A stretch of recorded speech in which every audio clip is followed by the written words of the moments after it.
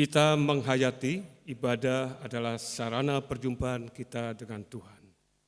Oleh sebab itu, selayaknya lah kita beribadah dengan penuh syukur, hikmat dan hormat. Untuk itu sangat dimohonkan perhatian dan kerjasama saudara untuk hal-hal berikut ini. Pertama, duduklah dan kenakanlah pakaian yang sopan dan rapi, sama seperti ketika Anda beribadah di gedung gereja. Kedua, mari menjaga hati dan sikap kita saat beribadah online dengan memanfaatkan HP hanya untuk mengakses link video ibadah online.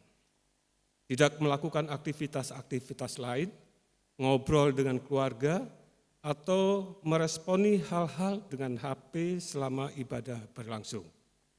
Ketiga, ikutilah semua rangkaian ibadah sesuai dengan liturgi dari pra-ibadah sampai dengan pengutusan dan berkat dengan tenang, hikmat dan tertib. Selamat beribadah.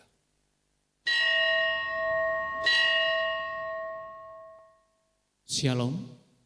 Marilah kita mempersiapkan diri memasuki ibadah dengan menyanyi lagu Tuhan, ini tugas kami.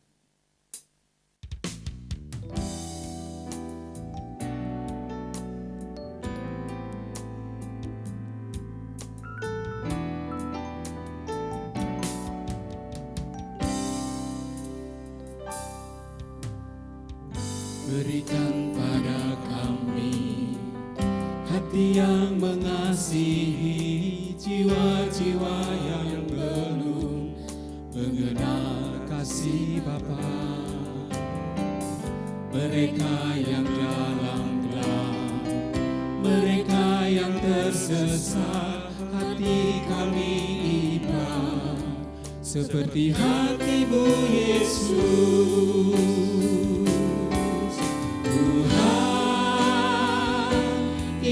Tugas kami, beri keberanian bagi kami. Anulah Roh yang rela melayani dan menyenangkan hati Tuhan, itu yang ku ingini.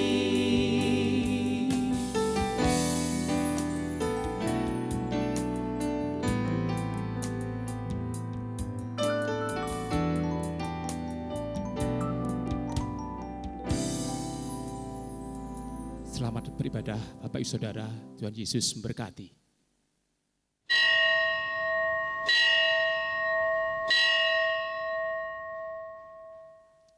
Shalom.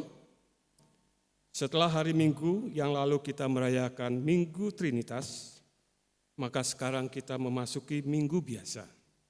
Dengarlah panggilan Tuhan yang mengundang kita bersembah sujud di hadapannya. Marilah kita menyerahkan diri kepadanya, agar hidup kita dipakainya untuk menyatakan karya kebaikannya. Kita pujikan NKB 126 ayat 1 dan 2. Tuhan memanggilmu.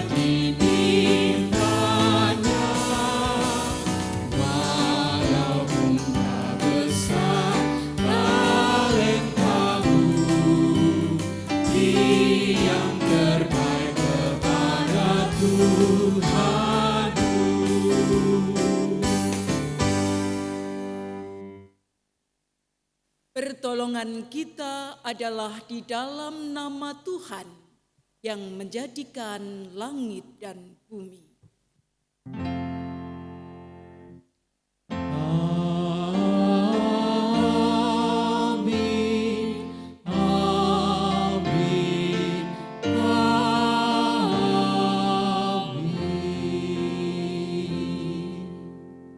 Kasih karunia dan damai sejahtera dari Allah Bapa kita dan dari Tuhan Yesus Kristus menyertai saudara sekalian. Dan menyertai saudara juga. Silakan duduk.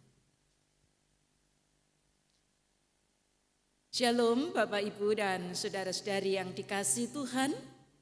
Kita bersyukur kalau hari ini, di hari Minggu ini kita boleh kembali berbakti, muji dan memuliakan Tuhan. Saudara, Lukas 17 ayat 21b. Di sana Tuhan Yesus mengatakan, sebab sesungguhnya kerajaan Allah ada di antara kamu.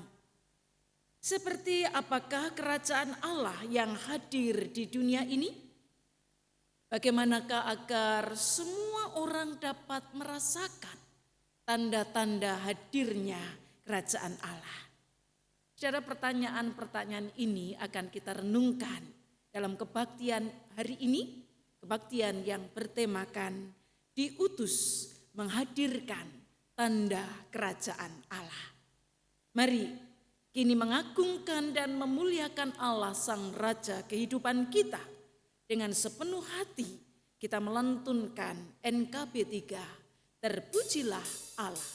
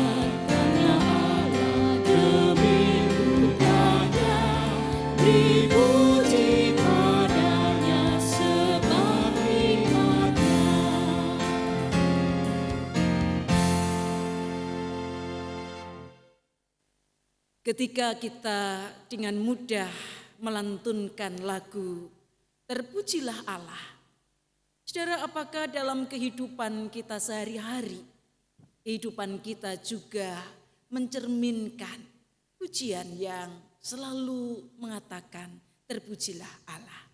Mari dengan penuh kerendahan hati kita mengakui dosa kita di hadapan Tuhan. Mari kita berdoa.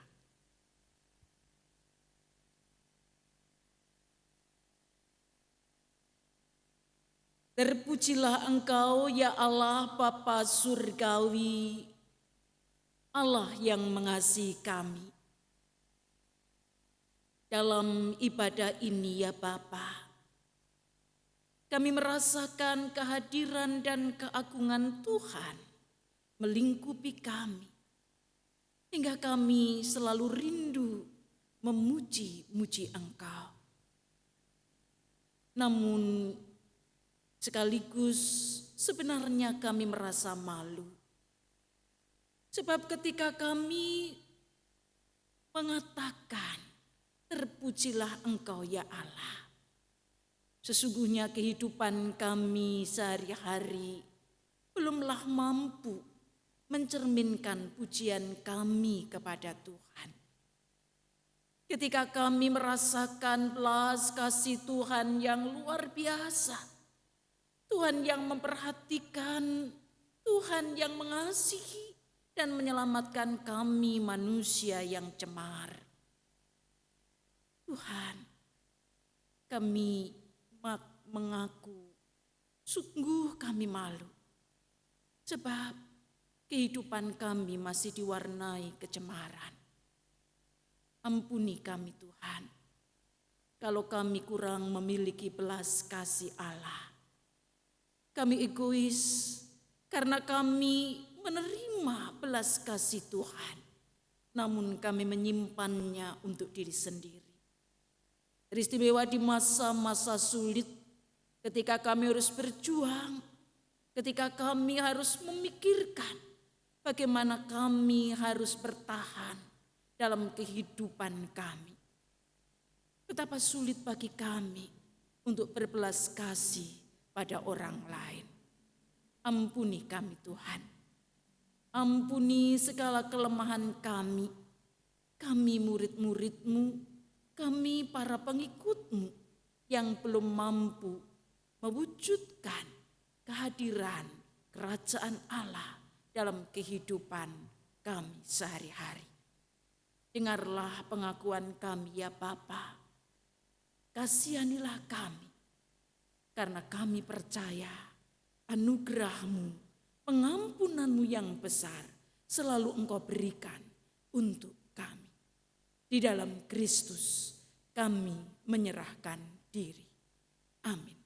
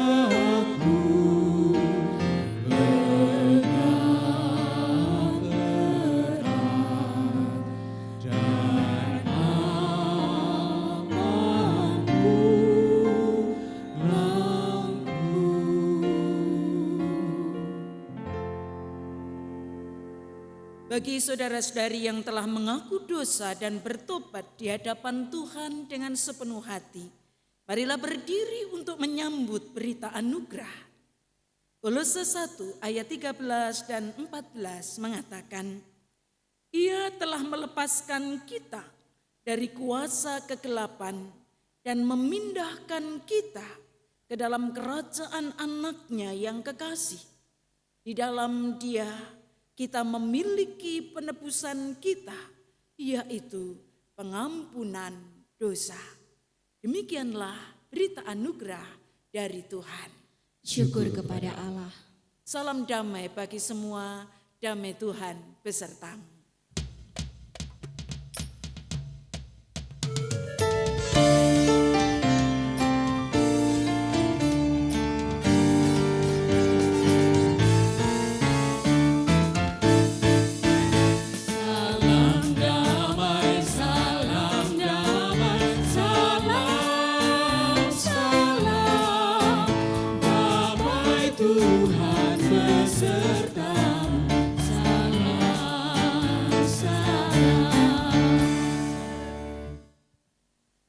Kita bersyukur karena Tuhan telah mengampuni kita.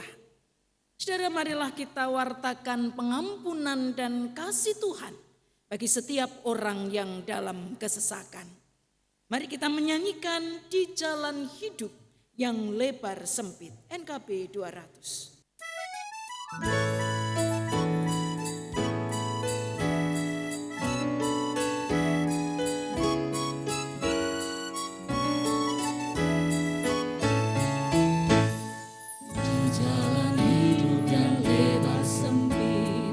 Orang sedih mengerang.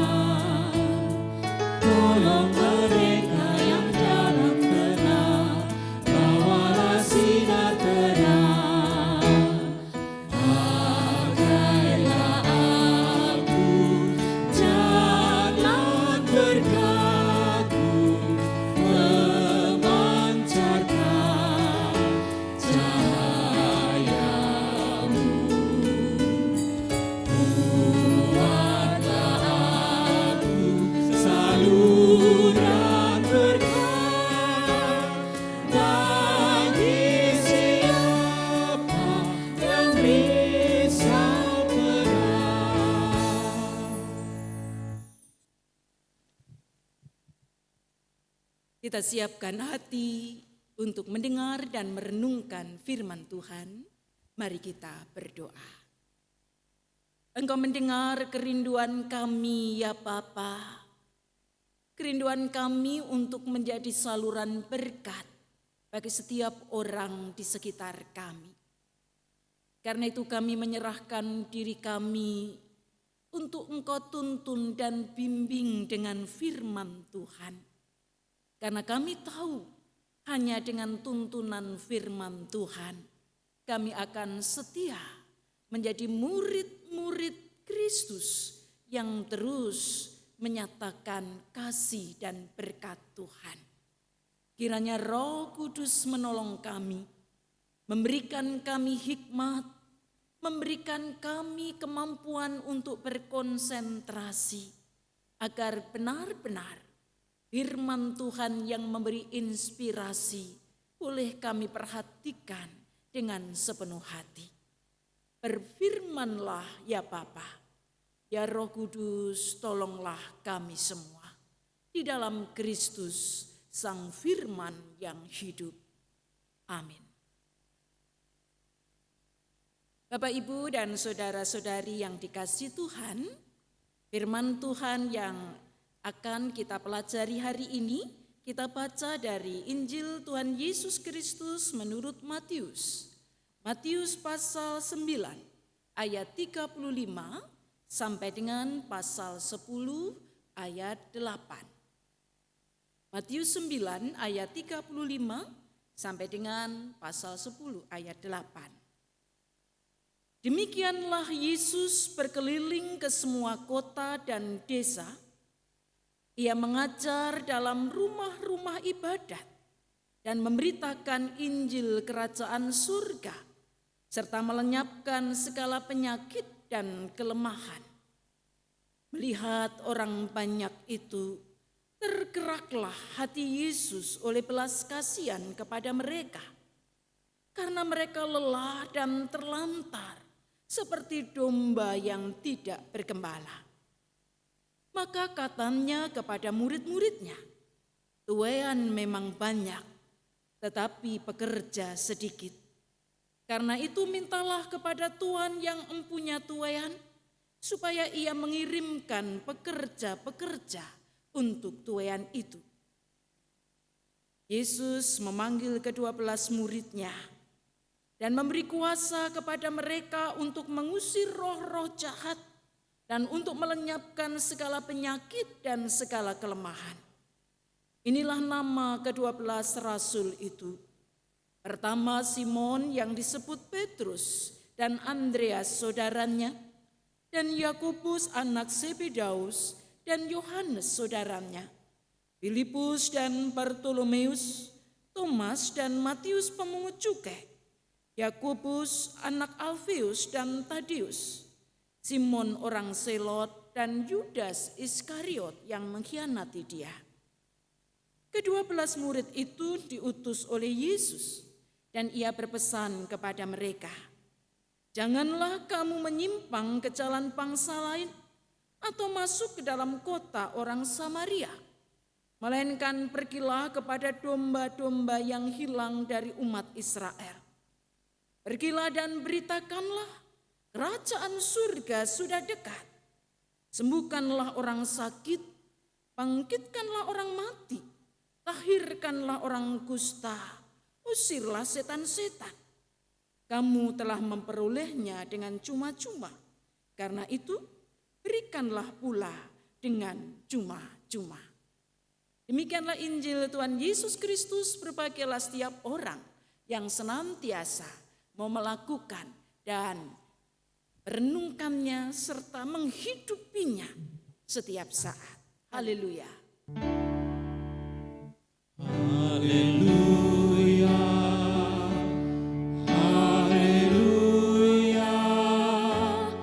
Haleluya.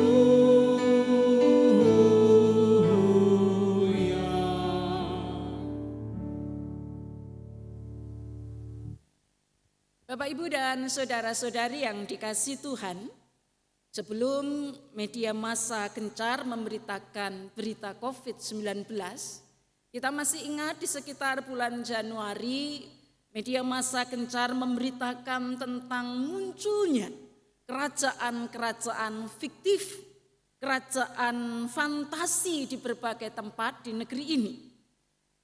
Tentu saudara-saudara masih ingat Pak Sutri, Toto Santoso, dan Fani Aminadia yang mendirikan Kerajaan Agung Sejagat di Purworejo.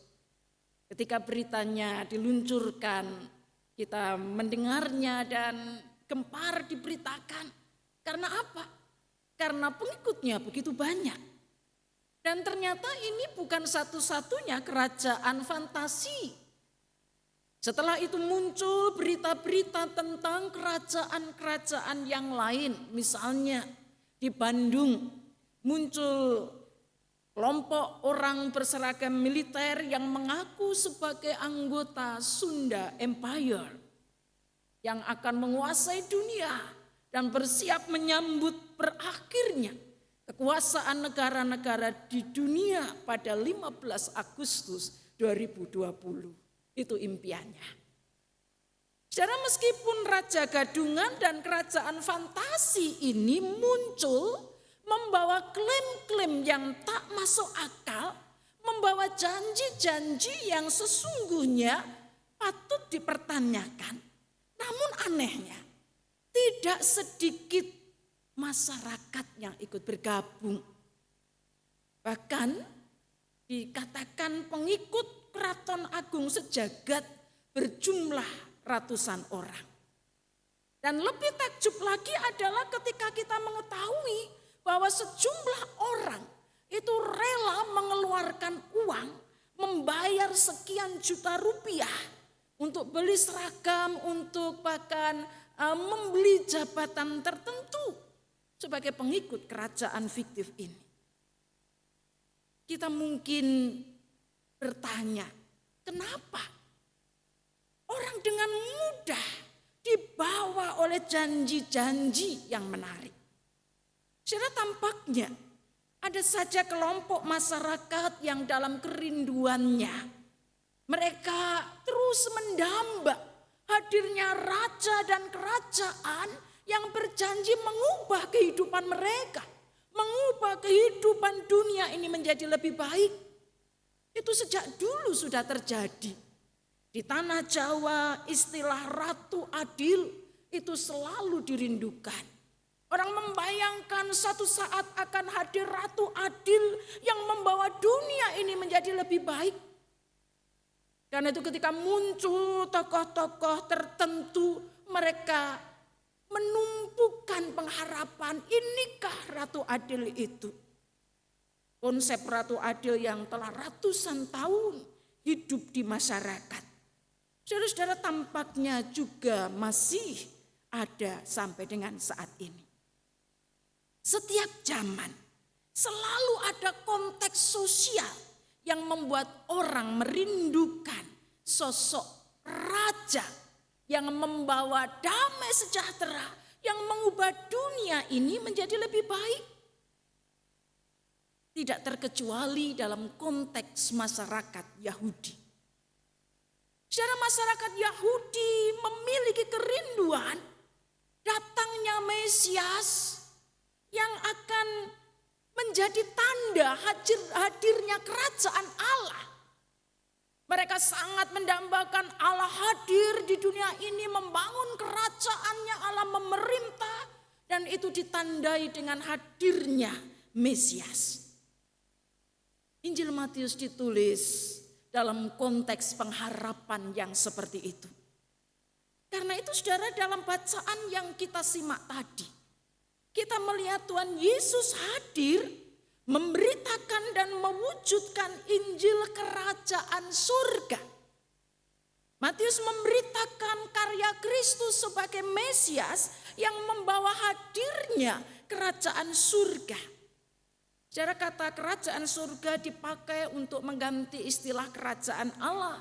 Sebab orang Yahudi tidak menyebut nama Allah yang kudus.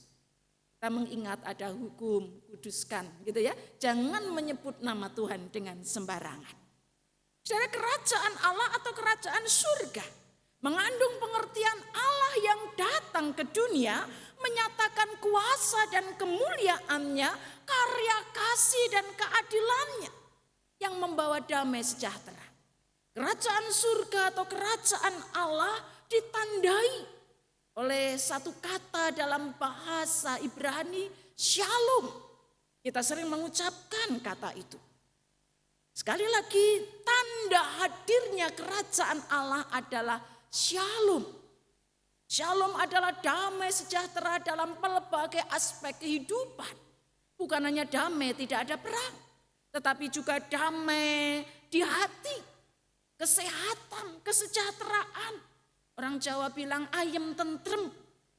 Sebuah kondisi sejahtera lahir batin, kondisi baik dalam segala sesuatu. Dalam pasal 9 ayat 35 diceritakan tentang karya Kristus yang memberitakan Injil kerajaan surga. Dia berkeliling ke kota, ke desa, mengajar dan melenyapkan segala penyakit dan kelemahan. Saudara, bagaimana cara Yesus memberitakan Injil kerajaan surga? Bagaimana cara Yesus menyatakan kepada orang yang berharap hadirnya kerajaan surga? Saya memeringkasnya dalam 3B. Kalau kita membaca secara lengkap. B yang pertama, buka mata. Ketika Tuhan Yesus berkeliling ke kota dan ke desa, dia membuka mata. Dia melihat ada banyak orang yang punya persoalan. Ada yang punya persoalan sakit, ada yang punya persoalan disingkirkan oleh orang lain, dianggap sebagai pendosa. Ada yang punya persoalan rindu anaknya yang mati dibangkitkan, dan berbagai persoalan yang lain. Kerajaan Allah dinyatakan oleh Kristus dengan membuka mata, melihat, mengamati, dan kemudian berlanjut dengan membuka hati. B yang kedua, buka hati. Yesus tergerak hatinya oleh belas kasihan. Ketika mata memandang, mengamati, saudara-saudara, kemudian hati tergerak oleh belas kasihan. Bukan sekedar memandang, tetapi apa yang dipandang dan diamati itu menimbulkan gerakan hati. Karena dia adalah sang raja kasih, maka dia kemudian tergerak hatinya oleh belas kasihan. Dan inilah yang membuat Tuhan Yesus kemudian dikatakan melenyapkan segala penyakit dan melakukan banyak hal lain yang menjawab persoalan masyarakat pada waktu itu. Tuhan Yesus bukan hanya membawa berita, masyarakat dengarlah, kerajaan surga datang. Bukan sekedar itu. Tetapi melalui dirinya, melalui kehidupannya, dia menyapa dan mendekatkan kerajaan surga kepada umat. Karyanya bukan hanya berita, tetapi juga sebuah tindakan nyata. Saudara, perhatikan bahwa belas kasihan itu kemudian diwujudkan dalam tindakan yang nyata. Buka mata, buka hati, dan buka tindakan atau bertindak. Saudara, itulah Injil kerajaan surga yang dibawa oleh Yesus. Justru karena dia bertindak, maka dia melihat ada begitu banyak jiwa yang harus dilayani. Dan karena itu dia melibatkan para muridnya. Dia memanggil dan mengutus para murid, 12 murid pada waktu itu, untuk terlibat memberitakan dan mewujudkan Injil kerajaan surga. Saudara yang dikasihi Tuhan, Tuhan Yesus melibatkan para murid dengan diberi bekal. Bukan hanya diutus begitu saja. Apa bekalnya? Kita melihat, saudara-saudara, tugas yang diberikan itu tidak mudah. Karena mereka harus memberitakan Injil kerajaan surga, mereka harus mewujudkan kerajaan surga itu dengan nyata hingga orang merasa Allah hadir. Surga itu ada di dunia dan mereka mengalami perubahan hidup, mengalami damai sejahtera dengan disembuhkan, dengan dibangkitkan, dengan ditahirkan. Dan itu bukan pekerjaan yang mudah, saudara, karena itu dalam bacaan kita dikatakan mereka diberi kuasa. Katanya diterjemahkan kuasa, exousia, itu ada power, kemampuan untuk melakukannya. Mereka diberi kuasa secara gratis oleh Tuhan. Karena ini luar biasa. Para murid yang orang biasa, mereka orang sederhana, mereka bukan orang sakti, mereka tidak pernah belajar bagaimana menyembuhkan orang. Tetapi ketika mereka diutus, mereka diberi kemampuan, mereka diberi sebuah perlengkapan.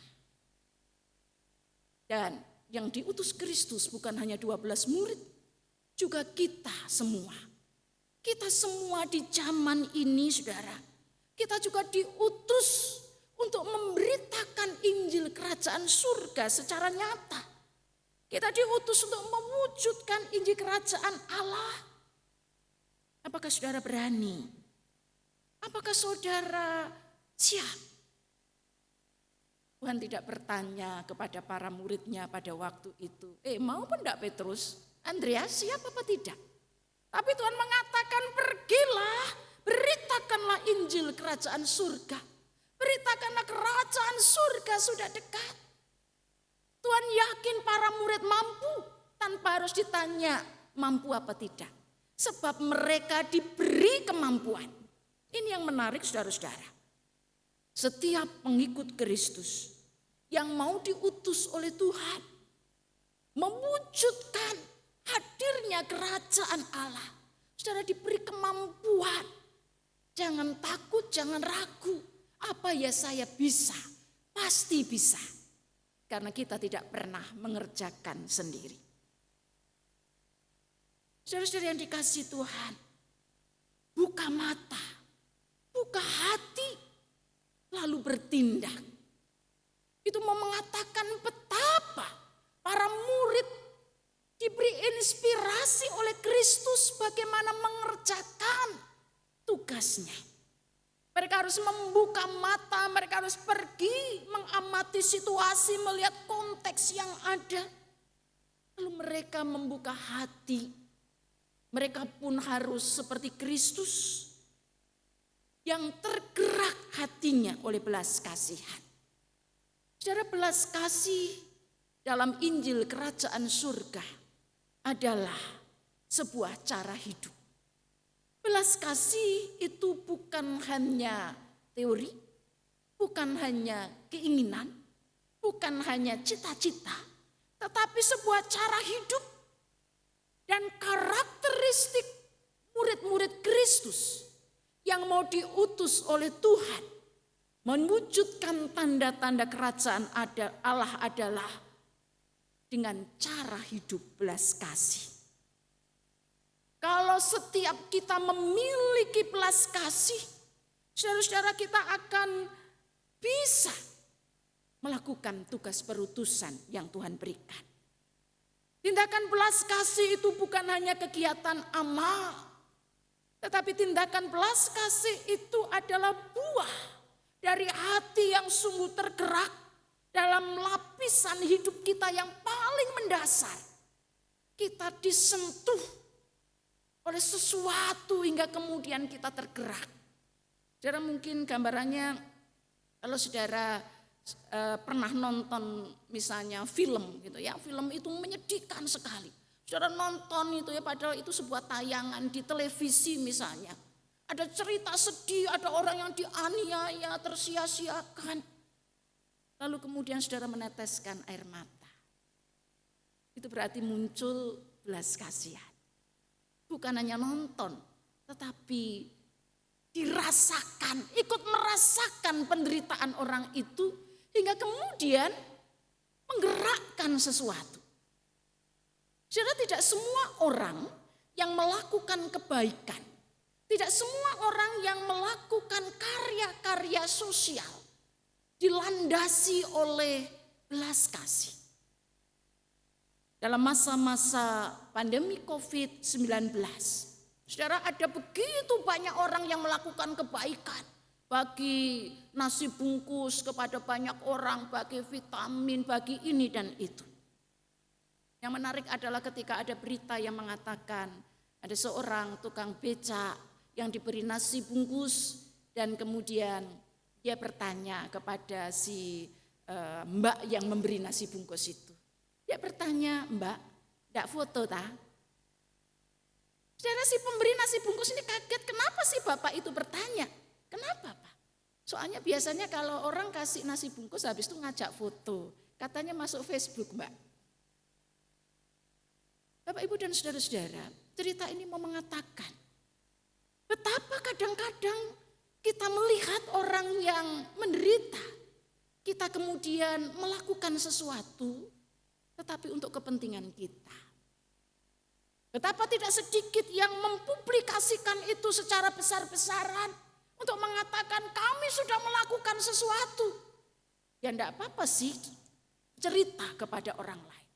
Tetapi kalau tindakan belas kasihnya itu hanya sebuah drama, hanya sebuah tontonan yang mau dipublikasikan. Secara itu tidak menghadirkan kerajaan Allah. Tuhan Yesus mau mengatakan ketika Injil kerajaan surga kita dekatkan kepada manusia, kepada dunia yang menderita. Itu berarti saudara ada tolak ukur keberhasilan. Bahwa orang yang kita layani akan merasakan kabar baik hadirnya Allah. Yang berkuasa memerintah, memelihara hidupnya. Hingga dia pun hidup beriman dan berpengharapan pada Tuhan. Saudara-saudara yang dikasihi Tuhan. Tanda hadirnya kerajaan Allah. Shalom, damai sejahtera dalam waktu panjang yang berkesinambungan.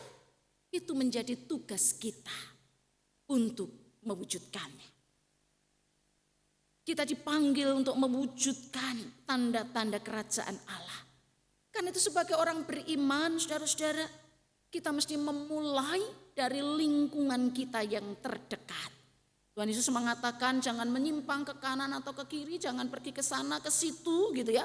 Tapi pergilah dari antara bangsa Israel.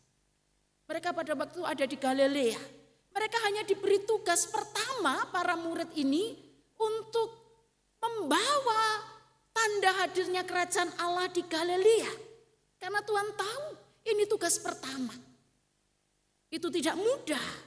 Kalau mereka pergi ke luar negeri, mungkin mereka akan melakukan hal-hal yang bisa gagal karena mereka belum terbiasa. Bapak, Ibu, dan saudara-saudara, hal ini mau mengatakan kepada kita bahwa panggilan mewujudkan kerajaan Allah, memberitakan tanda-tanda hadirnya kerajaan Allah mesti dimulai dari lingkungan terdekat, keluarga kita. Jangan sampai kita pergi ke ujung dunia, tapi di tengah keluarga kita tidak ada suasana kerajaan Allah. Saudara, di masa orang berada dalam wabah pandemi COVID-19, banyak orang ada di rumah. Suami, istri, anak, orang tua, saudara-saudara ada di rumah. Maka kedekatan secara fisik di rumah itu juga menjadi sesuatu yang menarik untuk kita perhatikan. Apakah ketika kita sering bersama dengan anggota keluarga kita di rumah, ada banyak waktu bersama, kita juga telah mewujudkan tanda-tanda hadirnya kerajaan Allah. Kalau suami istri dalam kondisi harmonis tentu senang, berdua terus gitu ya. Anak-anak dan orang tua dalam kondisi harmonis tentu senang. Tapi menjadi persoalan ketika hubungan anak dan orang tua itu berada dalam masalah. Menjadi persoalan ketika hubungan suami istri itu berada dalam perang dingin. Bagaimana suruh di rumah terus? Karena itu tidak kerasan ada di rumah. Justru inilah tugas kita. Ketika kita aktif dalam kegiatan gereja, ketika kita aktif menyatakan kasih Tuhan ke ujung dunia sekalipun, tetapi kalau lingkungan terdekat kita tidak menerima berita Injil Kerajaan Surga yang membawa damai sejahtera dari diri kita yang kita beritakan untuk mereka, saudara, itu sia-sia. Kita dipanggil menyatakan hadirnya kerajaan Allah. Kita dipanggil mewujudkan tanda-tanda kerajaan Allah, membawa damai dan sukacita bagi mereka yang terpuruk dan berbeban berat, bagi mereka yang tersesat, agar mereka kembali ke jalan yang benar. Karena itu gereja mesti membuka diri untuk menyatakan terang kasih, belas kasih Allah kepada semua orang. Kita ditempatkan di tengah dunia ini. Di sepanjang zaman selalu ada persoalan. Wabah, penyakit, persoalan ekonomi, bencana apapun. Ketika kita masih di dunia, mari kita membuka mata. Kita membuka hati dan kita membuka tindakan. Agar sang raja dunia ini dirasakan kehadirannya oleh semua orang. Damai sejahtera memenuhi dunia ini. Hingga apapun yang terjadi, orang tetap beriman, berpengharapan. Orang tidak mudah disesatkan oleh raja-raja palsu yang berjanji dengan janji-janji palsu. Karena itu saudara, saya senang dengan lagu Kidung Jemaat 432 yang nanti akan kita nyanyikan di pengutusan. Penulis lagu ini menulis sebuah refleksi. Jika padaku ditanyakan, apa akan kuberitakan pada dunia yang penuh penderitaan? Kan kusampaikan kabar baik pada orang-orang miskin, pembebasan bagi orang yang ditawan. Yang buta dapat penglihatan, yang tertindas dibebaskan. Satu tujuannya, sungguh tahun rahmat Tuhan sudah tiba. Kerajaan Allah yang penuh kurnia, itu yang kita beritakan bagi dunia. Siap saudara? Kalau saudara siap, ingatlah 3B. Buka mata, buka hati, dan bertindaklah. Amin. Saat hening bagi kita.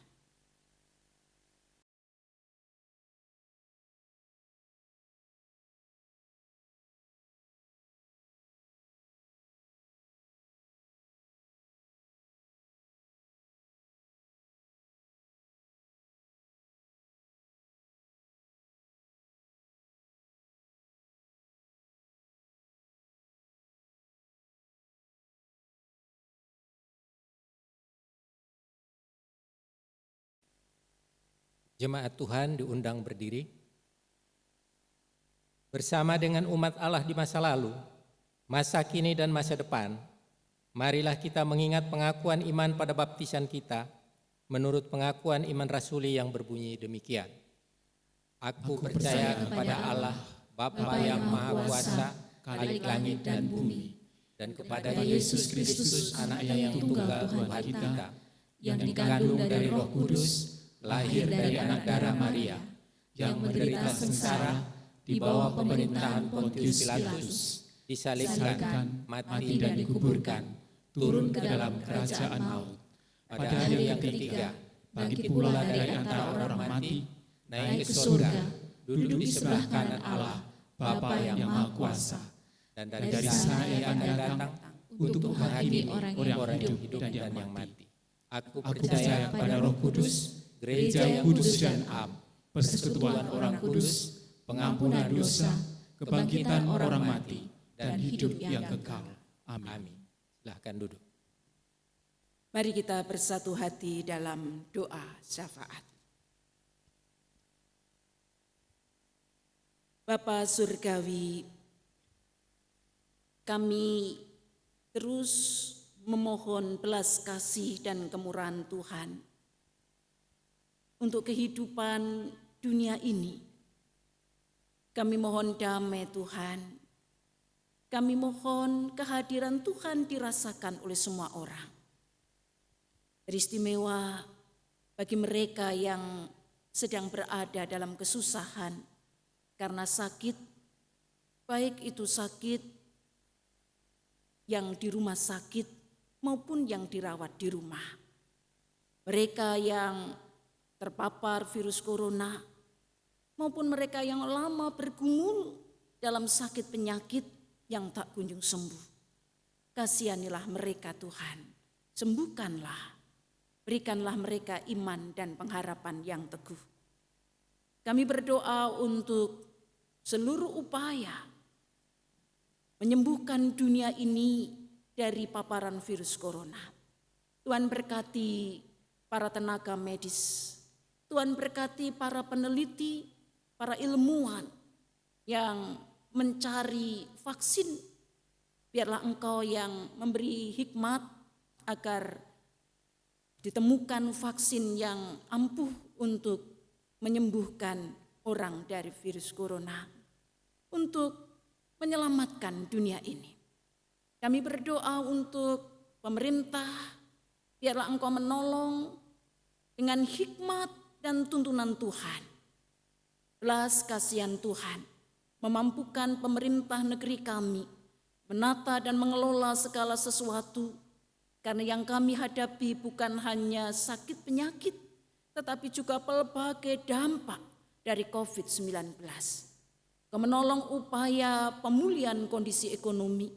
Engkau menolong upaya untuk membuat negeri ini berada dalam damai sejahtera Tuhan.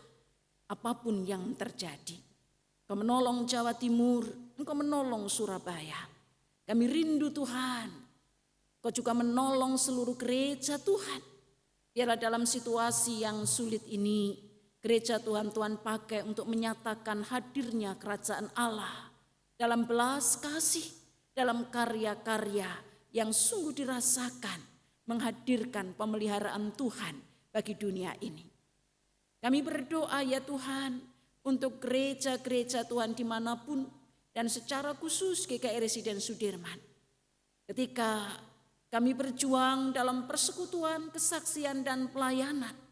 Ketika kami belum bisa berjumpa, Tuhan, Engkau tetap memberi hikmat kepada majelis jemaat. Engkau memberi hikmat kepada tim hamba Tuhan. Engkau memberi hikmat kepada pengurus badan pelayanan, baik itu sektor, komisi, bakal jemaat maupun bakal pos jemaat. Agar mampu mengembalakan seluruh umat Tuhan dengan kreatif. Kau berkati seluruh umat-Mu dalam berbagai pergumulan yang ada. Mereka yang juga bergumul dalam persoalan ekonomi karena mereka menjadi korban dampak COVID-19. Tuhan, berikan terang di hati dan pikiran mereka agar mereka terus mampu melihat Tuhan yang sedang berkarya. Kami berdoa untuk keluarga-keluarga, biarlah Engkau juga menolong agar orang tua boleh menjadi gembala bagi anak-anak ketika mereka banyak berjumpa dengan anak-anak. Tuhan beri hikmat untuk menuntun dan membimbing anak-anak boleh semakin dewasa dalam iman. Engkau menolong keluarga-keluarga yang sedang mengalami persoalan ketidakharmonisan hubungan. Tuhan, kasihanilah mereka. Biarlah dalam masa-masa ini Tuhan juga hadir. Tuhan juga hadirkan kami untuk terus memberikan perhatian bagi seluruh anggota keluarga kami. Tuhan hadirkan kami untuk memberikan perhatian bagi tetangga kami, juga bagi teman-teman kami. Terima kasih Tuhan. Kami rindu hadirnya kerajaan Allah di muka bumi ini. Sungguh dirasakan. Apapun yang menerpa bumi ini, wabah, penyakit, bencana, dan pelbagai krisis, biarlah bisa dihadapi oleh semua orang. Teristimewa kami dalam iman dan pengharapan yang teguh. Kami percaya Tuhan selalu berkarya menjadi raja kehidupan kami. Terima kasih Tuhan. Kami serahkan seluruh doa kami di dalam Tuhan kami Yesus Kristus yang sudah mengajar kami bersama-sama berdoa. Bapa kami yang di surga, dikuduskanlah namamu, datanglah kerajaan-Mu, Jadilah kehendak-Mu di bumi seperti di surga. Berikanlah kami pada hari ini makanan kami yang secukupnya, dan ampunilah kami akan kesalahan kami, seperti kami juga mengampuni orang yang bersalah kepada kami. Dan janganlah membawa kami ke dalam pencobaan, tetapi lepaskanlah kami dari yang jahat, karena Engkau-lah yang mempunyai kerajaan dan kuasa dan kemuliaan sampai selama-lamanya. Amin. Marilah kita memberikan persembahan kepada Allah yang telah menganugerahkan keselamatan, kasih dan kebaikan di sepanjang hidup kita. Roma 11 ayat 36 mengatakan, sebab segala sesuatu adalah dari Dia dan oleh Dia dan kepada Dia. Bagi Dialah kemuliaan sampai selama-lamanya. Persembahan dapat kita berikan dengan cara transfer ke rekening yang tertulis di bawah ini. Kedua, pemindahan atau scan QR kode GKI Residen Sudirman. Ketiga, mengumpulkan dalam amplop dan diserahkan ke kantor gereja pada jam kerja atau dimasukkan di kotak persembahan di gedung gereja, atau bisa pula dipersembahkan di gereja pada saat kita bisa beribadah kembali di gedung gereja. Kita iringi persembahan kita dengan menyanyikan lagu PKJ 146 ayat 2 dan 3. Bawa persembahanmu.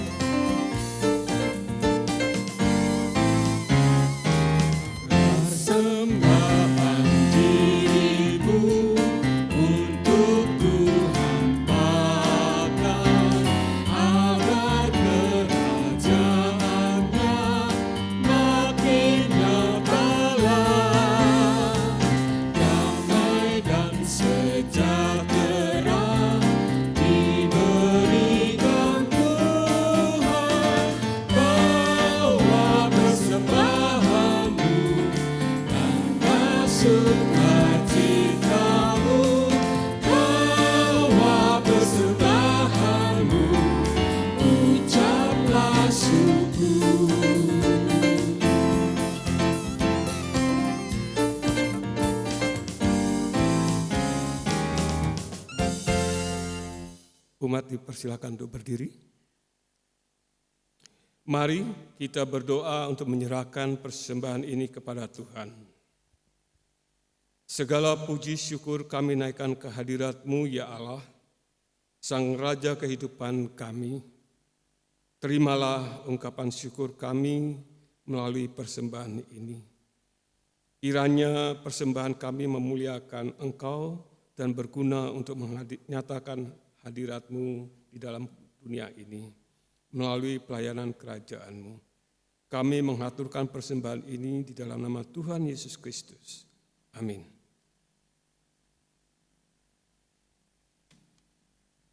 Saudara-saudara, marilah kita lanjutkan ibadah dalam karya hidup sehari-hari.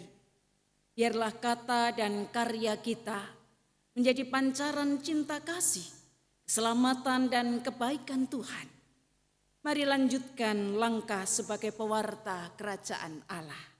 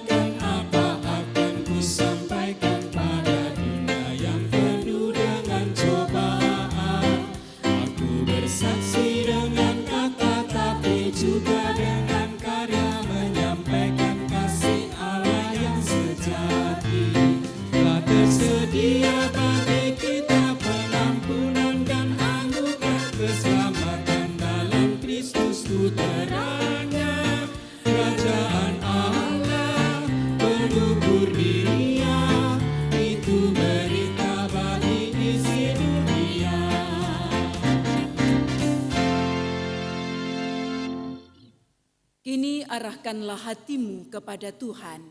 Kami mengarahkan hati kami kepada Tuhan. Jadilah saksi Kristus, Syukur kepada Allah, terpujilah Tuhan. kini dan selamanya.